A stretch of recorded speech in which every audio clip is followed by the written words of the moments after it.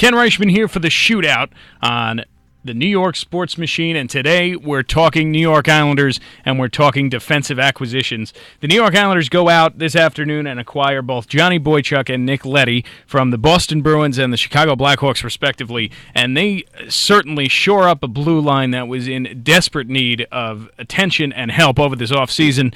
On the first day of free agency, you heard a lot of lashing out at General Manager Garth Snow for not addressing the defenseman problem, watching defenders like Matt Niskanen sign deals in and Brooks Orpik sign deals in Washington, and Christian Ehrhoff, who the Islanders had a cup of coffee with earlier in his career, sign over in Pittsburgh for a year. But the Islanders come out today and acquire two real good defensemen for the Islanders.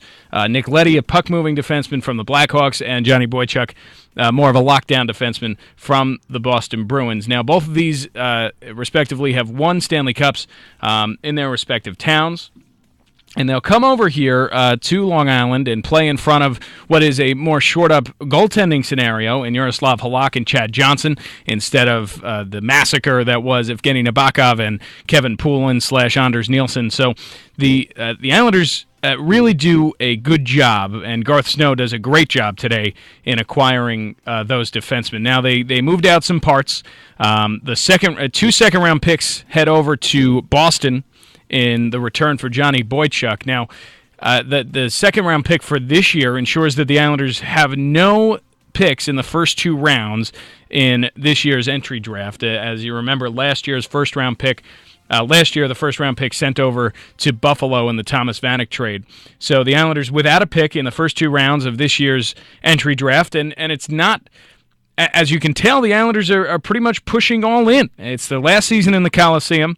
Last year was a definite disaster, you could say. A bit of a letdown all around from offensively. You saw Tavares hurt in Sochi last year, and the Islanders never really got going. Off to a poor start. The trade, Matt Molson and Thomas Vanek swapped places between Buffalo and New York, and then towards the end of the season, everything not really aligning up the way the Islanders wanted to last year after making the playoffs 2 seasons ago in the lockout-shortened season. So they come out today, and they make these two moves. 2 draft picks for Johnny Boychuk. A conditional third-round pick would be sent to the Bruins if the Islanders trade Boychuk to an Eastern Conference opponent this season. So Boychuk, who is a UFA, an unrestricted free agent at the end of this year, if he was to be on the move to an Eastern Conference team, this trade deadline, the Islanders would also ship a third-round pick to Boston.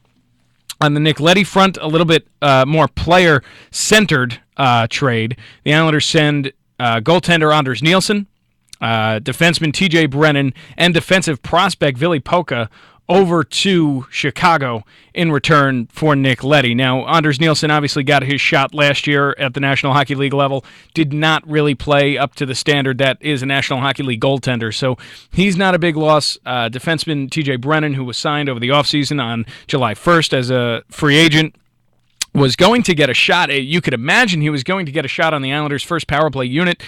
He was going to get a shot in the NHL after being a career NHLer. As somebody who won the AHL's best defenseman, so the Norris Trophy equivalent for the AHL.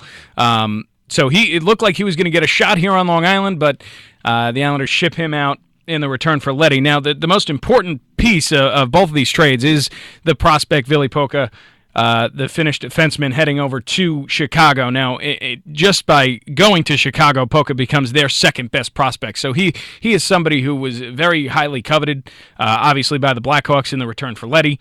And the Islanders, he's going to be a stud in the National Hockey League. He is going to be a good defenseman. But the Islanders needed somebody who was ready now. The defensive lineup without Leddy and or Boychuk would have been very weak, regardless of injuries. And now you look at the fact that Calvin DeHaan is out for a undetermined amount of time, as well as Lubomir Vesnovsky, who's had injury problems in the past, so you never know with him if he's going to be around. So a lot of injury problems and a lot of young defensemen on the island. Griffin Reinhart, Ryan Pulock, and then T.J. Brennan, who you saw in the deal, could have also gotten a shot. So some questionable defensive outlook without these two acquisitions, but with these two acquisitions, the Islanders open up a whole new era, you could say, in their defensive world. Now, Nick Leddy will be a restricted free agent at the end of the year, meaning that he's under team control. They control his future for, I believe, 3 more years. I'm unsure with that exactly.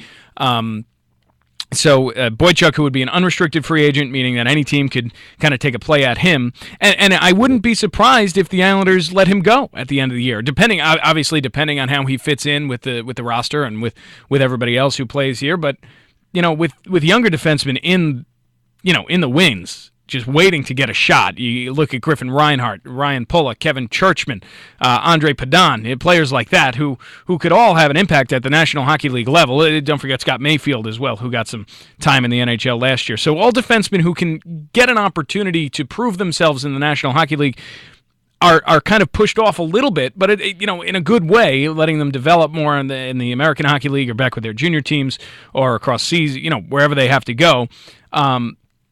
But Johnny Boychuk, not Zach Boychuk, he's on the Hurricanes. Johnny Boychuk does a good job providing the Islanders a really good defensive lockdown, and it'll be interesting to see where these two get paired. I wouldn't be overly surprised to see these two paired together, to see Leddy and Boychuk come out as the Islanders maybe number 1A defensive tandem. As I mentioned before, Leddy is a puck mover, whereas Boychuk is more of a lockdown defenseman, but you can't forget Johnny Rocket back from the point. He's got a bomb.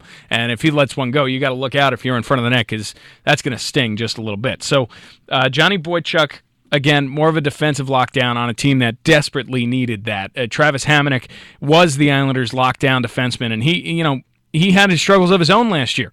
So a little veteran mentorship to help him kind of learn how to be a lockdown defenseman, maybe play a little bit more offensively and be a lockdown defenseman, which is a thing that's hard to do at such a high level in the National Hockey League. And then you look at Nick Leddy, who's won a Stanley Cup. He was sheltered a little bit over in Chicago. He played on the third defensive pair, got mostly offensive zone starts, was somebody who you didn't look at as a lockdown kind of guy, but when you're in a defensive core with Nicholas Hjalmarsson and Duncan Keith and Brent Seabrook and Johnny Oduya, you're not going to get all that much playing time, because those 4 defensemen are top 2, top 4 on every team in the National Hockey League. So with such a deep defensive core in Chicago, it's not totally outlandish that he got such low minutes and that he got such tough playing time, because he, as somebody who maybe deserved more playing time and will get a shot here in Long Island, maybe didn't really deserve it over guys like Brent Seabrook and Johnny Oduya, Duncan Keith, and Nicholas Hjalmarsson. So it'll be interesting to see where those two lock in, as well as what happens with the Islanders' defensive pairs when their injuries are all sorted out. So you remember Lubomir Visnovsky, Calvin DeHaan, both out, undisclosed amount of time, both upper body injuries. Luckily, no concussion for Visnovsky, we're hearing, as well as no shoulder issue for DeHaan. And both of those issues for both of those players have been problems in the past. So you're happy to not hear that that's the injury. But again, the 2 injury-prone defensemen are already out for the Islanders. Ryan Pulla, who had a really good training camp for New York, is also out. He's got a lower body injury, and he started skating with the team towards the end of training camp, but it doesn't look like he's going to make the opening day roster. Probably start the season in the AHL, season a little more down there. Now, what is interesting are the defensemen who will play on opening night, and that so far is Travis Hamonic, Thomas Hickey, obviously Boychuk and Leddy, as well as Griffin Reinhart and Brian Straight, or Matt Donovan. Now, Matt Donovan, who got off to a slow start last year as a rookie for the Islanders, kind of picked it up, especially advanced stats-wise. His possession numbers were really great towards the end of last year. And somebody like Brian Straight, who is not the best option for the Islanders, might get the go because of Griffin Reinhart, who will probably be up for a while, get an opportunity to prove himself at the NHL level, and then we'll see where he stands when DeHaan and Visnovsky come back. DeHaan will probably be the first one back off injured reserve, so it'll be interesting to see who gets scratched. Will it be Straight, Reinhart, who gets sent down? Will it be Reinhart, Donovan, Straight? Who knows? Again, Brian Straight, somebody who needs to go through waivers in the Islanders, not really looking to waive anybody, not looking to lose anybody for free anyway. So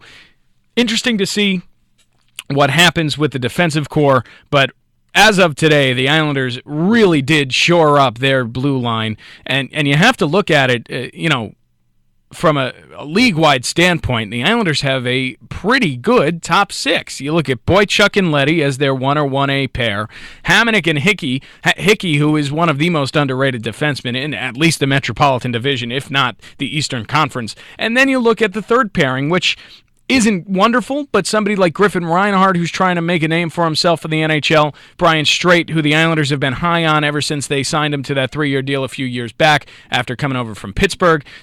And then Matt Donovan, who's sitting in the press box right now, who's somebody who could be an NHL defenseman. So interesting to see what happens with those guys. And then when Dehan and Wisniewski come back, you have to imagine Reinhart and Straight will be scratched and or sent down or waived or whatever. So you could be looking at a top six of the Islanders with Leddy, Boychuk, the two new acquisitions, as well as Hamonic, Hickey, Wisniewski, and Dehan. And that is a great, honestly, a really good top six from an Islanders team that nobody thought would have a fundamental top six. Nobody thought would have a legitimate NHL top six before this season started. But Garth Snow goes out, acquires two NHL proven defensemen in Nick Leddy and Johnny Boychuk, puts them on the blue line, and just like that, the Islanders are shored up on the back end with all those defensemen, as well as Yaroslav Halak and Chad Johnson. So we'll see what happens.